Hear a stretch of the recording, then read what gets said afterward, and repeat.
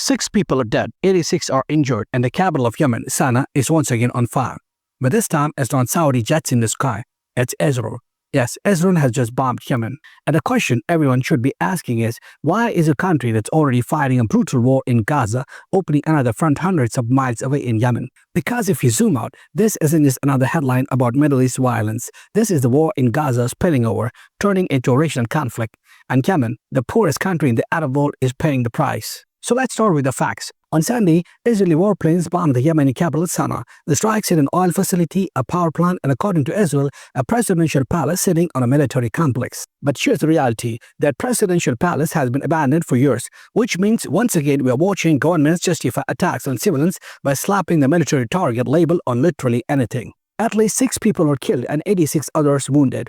And the timing, just 2 days earlier, Yemen's Houthi movement said they launched a missile and drones at Israel, part of the campaign to pressure Israel to stop the war on Gaza. So Israel hit back hard. The Israeli military's official statement was these attacks were in response to repeated Houthi terror strikes against Israel and its citizens. But Houthis aren't backing down. Houthi official Mohammed al-Bukaiti said the Israeli aggression against Yemen will not discourage us from supporting Gaza no matter the sacrifices. In other words, this is just the beginning. So why is Israel bombing Yemen?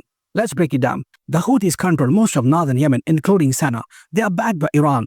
And since Israel's war on Gaza began, the Houthis have been launching missiles and drones toward Israel as solidarity with Palestinians. Now, you might think, wait, Yemen? They are 1,600 kilometers away from Israel. How much damage could they really do? Well, enough to be taken seriously. The Houthis actually claimed to launch a hypersonic missile toward Israel last week, and while Israel intercepted some attacks, even the attempt is a huge symbolic threat. Because if the Houthis can keep Israel looking over its shoulder, it means Israel has to split its military focus between Gaza, Lebanon, Syria, and now Yemen. And for Netanyahu's government, that's unacceptable. So what does Israel do?